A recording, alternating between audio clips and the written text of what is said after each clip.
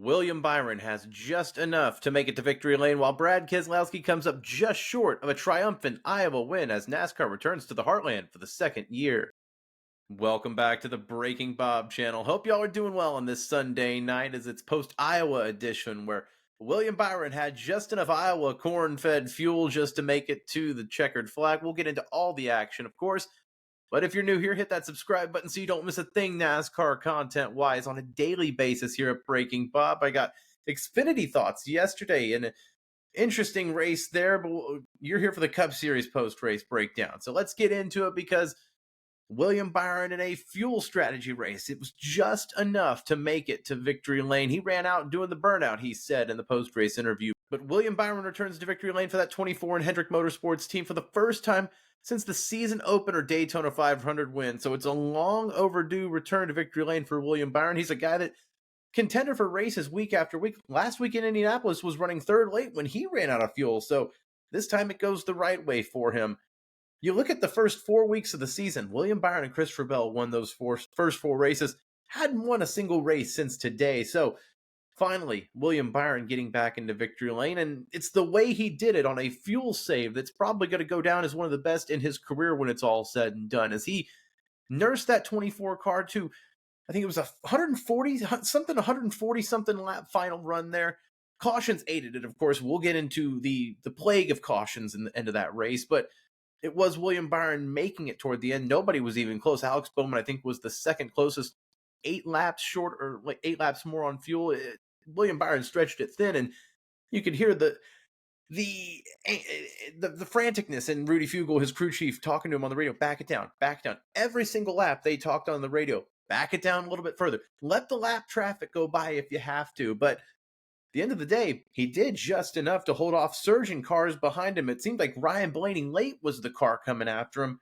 But Brad Keselowski and Chase Briscoe also were the ones that were keeping pace. We'll talk about that. But Brad Keselowski, of course, is the one I want to focus on because William Byron's the one that had just enough. But Brad Keselowski is the one that's going to come away thinking, what could we have done more? And did say in his post-race interview that, unfortunately, this is just the cars, how they lied. He thought they did everything they could. They put themselves into position to win this race as Brad Keselowski won both stage 1 and 2. This race started with William Byron and Brad Keselowski in a 42-lap battle to end stage 1. Brad Keselowski ended up getting around Byron to lead those last 2 laps to win the stage. But Byron led the first 68 laps of stage 1, and it was those two battling. And yes, it was just because Noah Gragson and the lap traffic, and you can't really pass in this package with the next-gen car. But that being said, it did come down to Brad Keselowski and William Byron from stage 1 all the way till the end of the race. Just 2 different paths and how they got there. But Keselowski was just never quite able to get to Byron as far as track position there once it cycled out, as Byron, of course, stayed out in those final 140 laps. Keselowski did have to pit one more time as he was a little bit shorter on fuel on one of those stage 2, I believe, pit stops where he was out in the lead there. They said, we'll come after stage 2, we'll figure out then, but let's win the stage there. I get it for Brad, get 2 playoff points there, but if you're not in the playoffs, those stage wins really don't matter. So frustrating for Brad Keselowski, as this could be potentially the best chance he has at winning this season. He's got Richmond in a couple weeks, good there, and of course Daytona, that season finale. One of the best plate racers in the business is Brad Keselowski. So if anybody can do it, it's him. But you look at this race and just, this is one that really, they had the speed, arguably the best, not even arguably, they did have the best car today. They had the best car when it came out to how the race ran. Just the strategy in stage 3 didn't go their way. And for Chase Briscoe, a second place finish after his 6th pole of the season. They're finally turning those poles into at least decent results. It's starting to come that way for Chase Briscoe. He's already locked himself into the playoff, but this was a day where no stage wins, but consistently was running top 5, top 10, second place finish. And then Ryan Blaney finishing, I believe, 4th in front of, course, 80 friends and family, just like last year's Iowa winner. No repeat in the cards this year for the Penske 12, but was surging late. And then I think it was with 8 to go after he was taking out 6-7 tenths a lap on those leaders who were saving fuel. Blaney on fresh tires and fuel just got kind of shut down on Brad Keselowski one time, and that was all it took to kill the momentum. And for Ryan Blaney, a 4th place finish. Penske did have some good speed today. We'll talk about that, but for Blaney, at least trending in the right direction as the playoffs are starting to get near, because it seems like for Ryan Blaney, he's got all the speed, but the DNFs have really kind of been his Achilles heel. At least a fourth place finish today, rightfully so after the speed they brought to the track. But this race was just plagued by cautions. So many cautions, 12 to be exact. That ties a record for the season in 2025 going back to Texas as well. And not in a good way because it was all in the second half of the race. The first half was straightforward. Up until stage one, there wasn't a single cause for incident. Stage two and then stage three just couldn't get a rhythm there. From Todd Gilliland's window being on the track to Carson Hocevar and Zane Smith taking swipes at each other. Shane Van Gisbergen in multiple spins. Cody Ware spin. It couldn't really get a full rhythm down until the final 30, 40 laps when they finally did get to go green. And I'm glad that at least we did get to see that because one more caution those final 5 laps and we could have seen Nashville in 2024 where it turned into just fuel save, overtime, fuel save. And you want to see that a couple of times a year, not every single week. At some point, you have to say, okay, we have to figure something out here. So at least they did figure it out those final few laps. But as a fan, midway or early part of stage 3, you're thinking, all right, are we going to finish this race? Are we going to get to Watkins Glen next week? 12 cautions, but it felt like 24 by the end of the race. And it all seemed to start when Shane Van Gisbergen had that self-spin, 1 of 2 on the day.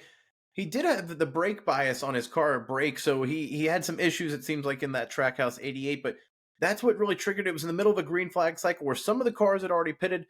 The leaders like Brad Keselowski had stayed out to stretch it, so some of those really good cars got trapped a lap down, had to take the wave around. They weren't on good tires for half of that stage. It was a mess there, and you could hear Cliff Daniels kind of explain it to Kyle Larson, who, side note, Kyle Larson, he and Chase Elliott, rough racing today, teammates, but just guys that were going at it. It seemed like there was multiple times they had contact racing for position today for Kyle Larson and Chase Elliott there. Just, want to touch on that. But, another team that I do want to mention, actually give some kudos to after last week with Richard Childress calling out his team saying, we've got to get some speed in our cars or we're in trouble. They did find some speed at least this week. Now, after Kyle Busch crashing in practice yesterday after a vicious crash, they did seem to right the ship there. Austin Dillon, a 10th place finish. Now, Kyle Busch, 20th, but Austin Dillon, a 10th place finish. And Kyle Busch was usually running around that 7 to 15 range. Ended up finishing 20th, like I said. But, for the most part, those RCR cars did seem to turn it around a little bit there today. Makes you start to look at Richmond in a couple weeks. Could Austin Dillon be a potential dark horse to steal a playoff bid as long as he doesn't clean somebody out going to the checkered flag this time? Potentially the case is RCR, a similar track style like Iowa, trending in the right direction after last week getting called out by the boss. That's exactly what you want to see. And also, I did touch on Ryan Blaney and Penske a few seconds ago. Penske showed some really good speed today, not being in victory lane, but you had Austin Cindric showing good speed for a little bit. Ryan Blaney, of course, surged late. Joey Logano was the guy who it seemed like wasn't really there. He was running outside the top 15 all day, but then you look up when that race ends and Joey Logano finished 9th there. So credit to Penske and even Josh Berry, who sister team, the Wood Brothers Alliance there. He was running top 5 at one point in stage 2. Yeah, it goes to show they really nailed down these shorter intermediate oval tracks like Gateway, Iowa. It seems like that's their bread and butter right now. Yeah, and Phoenix too. I guess they're pretty good at Phoenix as well. But another incident that I do want to touch on was Carson Hocevar, who did run inside the top 10 for a lot of today and did finish inside the top 10. Did have one more incident where you can add another driver who will probably not be sending him a Christmas card, is Zane Smith, taken out in stage 3 by Hocevar. Just a little incident there. And then a few laps later on a restart, Smith tried to take a little swipe there at Hocevar. Missed him, and Hocevar's radio even saying, yeah, so close. He missed me. It just, just another week for another beef with one driver and Carson Hocevar. So I thought that was notable. And then Lee Diffie, I guess, wants to call Carson Hocevar the Hurricane. That's a new nickname. I'm interested to see if that'll stick or not. It's the Hurricane. Okay. Anyway, Lee, I'm glad to hear you back, though. NBC, new broadcast package, just not on TNT, back on NBC. I do like the familiar. I do like Jeff Burton and Steve Letardis, commentary analysts there, and Lee Diffie, some of the best in the business there. But let's not maybe go nicknaming drivers, Lee. Let's let that come naturally. But anyway, overall today from Iowa, I thought it was fairly straightforward, caution filled, kind of hard to get through toward the second half of the race, but It was interesting to see William Byron with that fuel save. I'm curious to see how they come up with those numbers on the broadcast, or what we're dealing with. This is supposed to be about 110 lap fuel run here, but with those cautions, it did kind of mess with the fuel mileage there, I will say. But you've got William Byron with 7 laps to go on 4% fuel.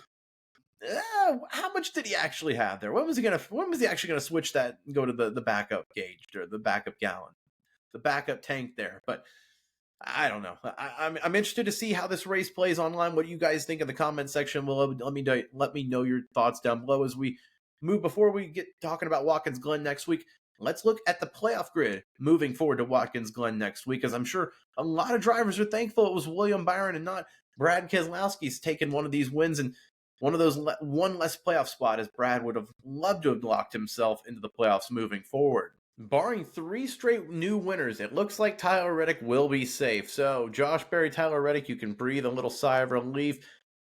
Chris Buescher, Ryan Preece, if Brad Keselowski would have won this race today, it would have guaranteed an RFK spot, but it also would have knocked those 2 drivers into real must-win territories. They're still right now fighting for points, pointing themselves into the playoffs right now at plus 23, minus 23 above the cut line.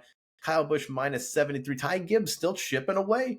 Don't think he'll be able to catch up to Chris Buescher, but the way his form has been recently, he's definitely glad it was not Brad Keselowski winning today. But, still some domino effects. Watkins Glen, Richmond, and Daytona to come.